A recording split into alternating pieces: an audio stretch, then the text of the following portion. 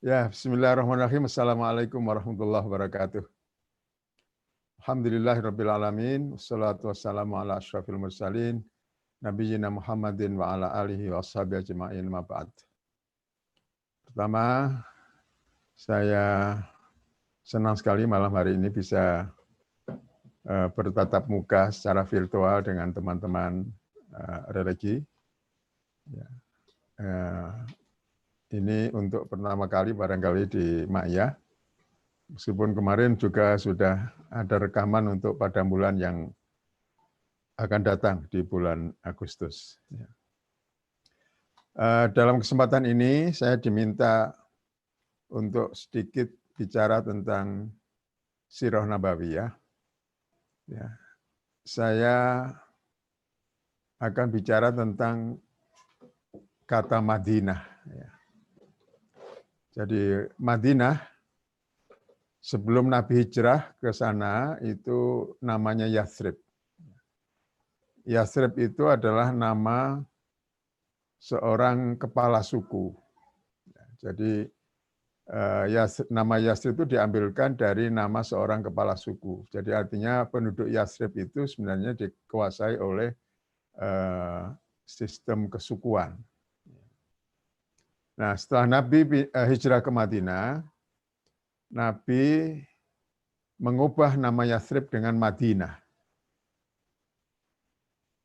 Dan Nabi bersikeras sekali untuk mensosialisasikan nama Madinah ini. Sampai beliau berkata, kalau ada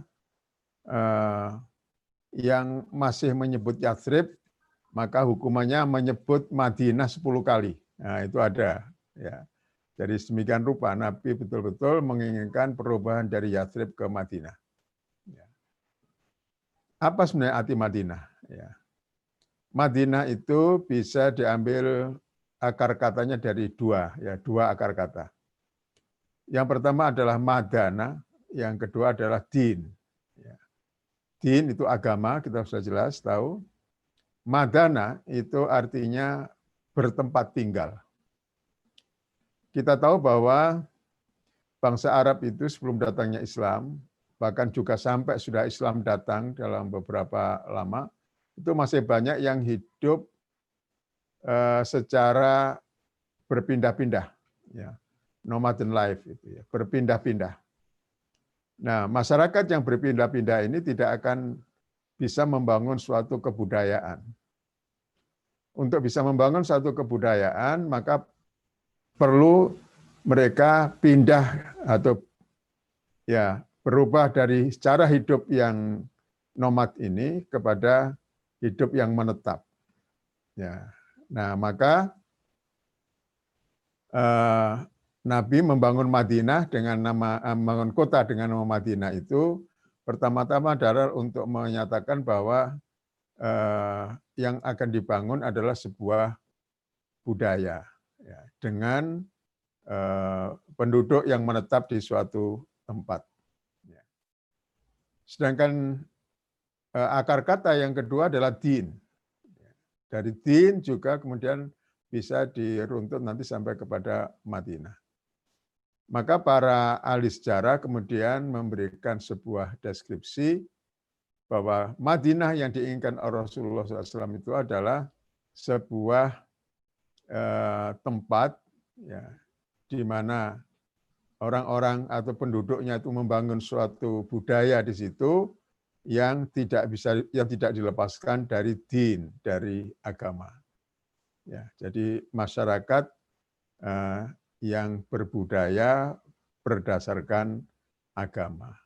Ya, tentu di sini adalah yang utama dibawa oleh Rasulullah agama Islam, namun tetap juga memberi ruang untuk semua agama yang sudah ada di Madinah pada waktu itu untuk tetap hidup dan para pemeluknya menjalankan ibadah sesuai dengan agamanya masing-masing.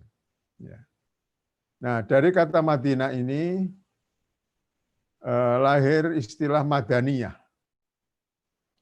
Madaniyah itu biasanya dipadankan dengan peradaban.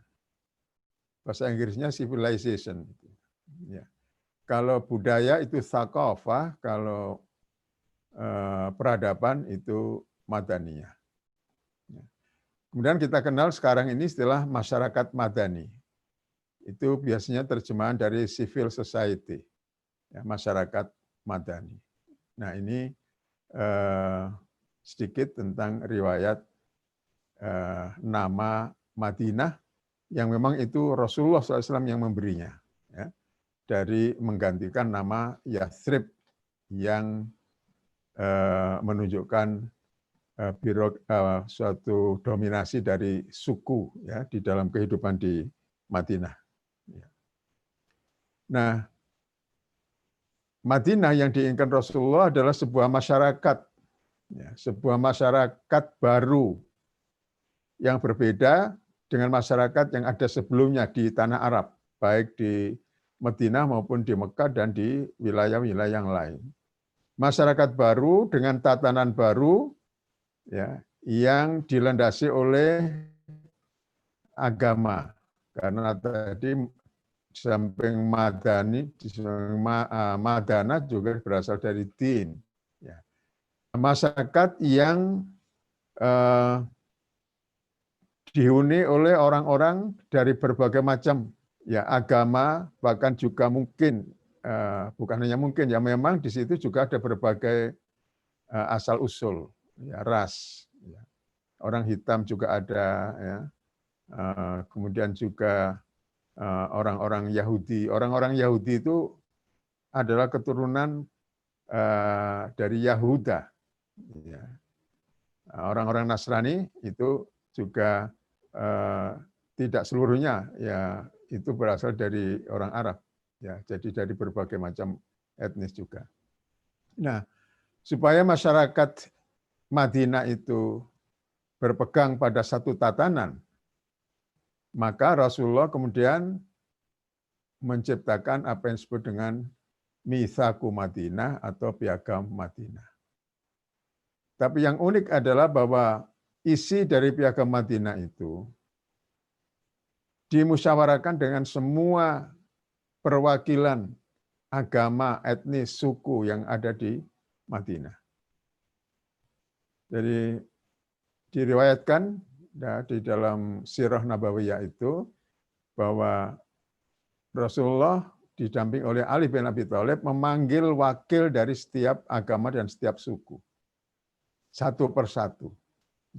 Dan Nabi mengajukan suatu usulan, ya, bagaimana perjanjian atau piagam ini kita buat, ya, redaksinya isinya disampaikan oleh Rasulullah, ya, yang intinya adalah bahwa semua penduduk Madinah itu terlepas dari agamanya apa, itu adalah satu umat. Ya, istilah Rasulullah ummatun wahid, satu umat. Satu umat sini bukannya umat Islam, tapi semua yang ada di Madinah itu satu umat. Ya, umat ini kadang bisa diterjemahkan sekarang dengan bangsa. Ya, satu umat. Nah, untuk setiap kelompok itu ada rumusan perjanjiannya sendiri-sendiri. Dan itu disetujui oleh wakil-wakil yang diundang oleh Rasulullah ketika menyusun Piagam Madinah. Setelah disetujui, baru kemudian ditulis oleh Ali bin Abi Thalib, sehingga terkumpul, kalau tidak salah, 47 butir. Ya, 47 butir cukup detail.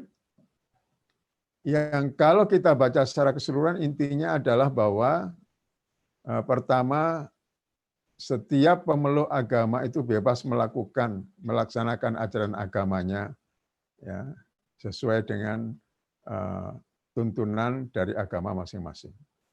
Mereka boleh menjalankan ibadah agamanya sesuai dengan aturan yang ada di agama itu. Itu satu. Yang kedua adalah karena mereka satu umat, maka ada kesepakatan tidak boleh satu kelompok di penduduk Madinah itu mengadakan perjanjian dengan kelompok lain di luar Madinah. Perjanjian khusus, tidak boleh. Kemudian yang ketiga, kalau ada musuh menyerang dari luar, maka semua penduduk Madinah tidak pandang dari agama apapun, golongan apapun, mereka bersatu padu untuk mempertahankan Madinah. Nah, itu begitu seterusnya antara lain, ya. Dan mungkin tidak kalah pentingnya juga ada satu poin yang saya ingat di situ. Setiap pelanggaran yang dilakukan oleh satu oknum itu tidak berarti dianggap semua orang yang sekelompok dengan oknum tadi itu harus dihukum.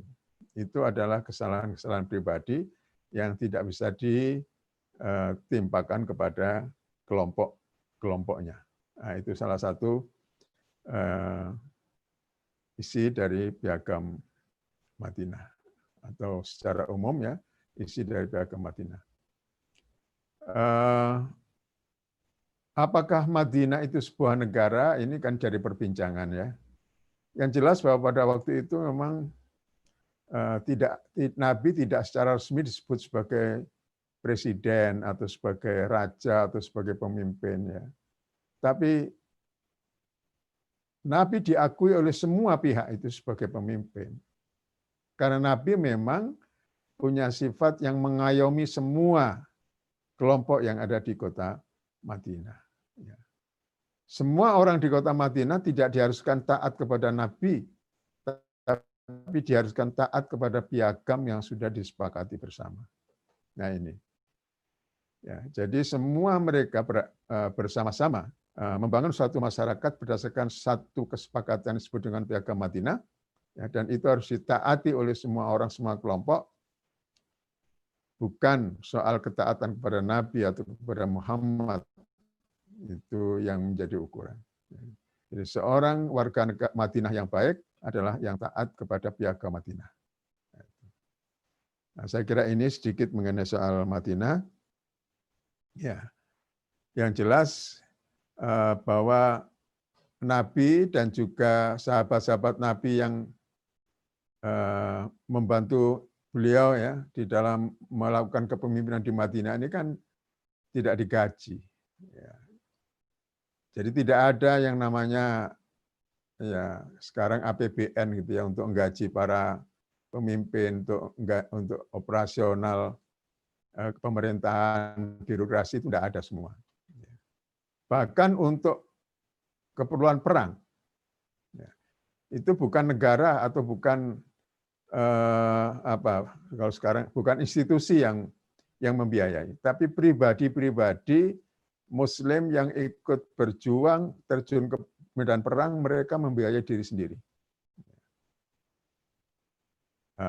Tapi kan memang banyak yang tidak mampu. Maka Nabi kemudian mengundang orang-orang kaya dari kaum mukmin untuk bersedekah, berinfak, membantu saudara-saudaranya yang miskin, yang ingin berjuang tapi nggak punya biaya.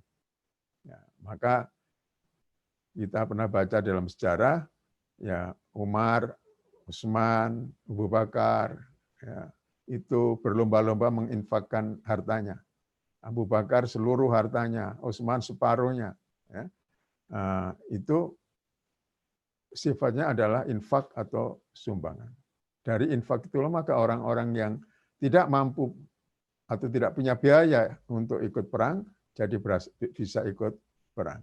Jadi tidak ada yang namanya biaya untuk operasional kepemimpinan Rasulullah SAW. Ya. Sedikit barangkali saya menyinggung soal pendidikan ya di zaman Nabi secara singkat ini, ya, waktu kita terbatas. Berdasarkan referensi yang saya baca bahwa Nabi menekankan pendidikan anak-anak itu ada di rumah. Ya memang sekolah belum ada waktu itu ya, tapi ini sangat penting bahwa tanggung jawab mendidik anak-anak itu ada di pundak orang tua, terutama ibu. Ya. Apa kurikulumnya? Ya sangat sederhana pada waktu itu. Yang nomor satu itu iman. Yang kedua sholat. Yang ketiga Al-Quran. Ya, jadi ini iman nomor satu. Ya. Jangan suruh hafalan dulu, tapi iman dulu yang nomor satu. Ya. Setelah iman, baru sholat, baru kemudian Al-Quran. Ya. Terus yang keempat adalah dengan pendidikan di rumah itu anak-anak dilatih untuk dapat melakukan pekerjaan-pekerjaan rumah. Ya, dengan membantu orang tua. Jadi terampil mengerjakan pekerjaan-pekerjaan rumah. Di samping itu juga ada al-ab atau permainan. Nah, ini disebutkan secara eksplisit di dalam berbagai referensi tentang pendidikan anak-anak di zaman Rasulullah SAW. Bagaimana dengan pendidikan baca tulis? Kita tahu masyarakat Arab waktu itu adalah masyarakat ummi, masyarakat buta huruf. Maka pendidikan baca tulis ini tidak bisa dilakukan di rumah, karena kebanyakan orang tua juga nggak bisa baca tulis. Maka oleh karena itu pendidikan baca tulis diadakan di masjid. Orang-orang yang sudah mampu baca tulis itulah yang mengajarkan baca tulis kepada anak-anak Muslim.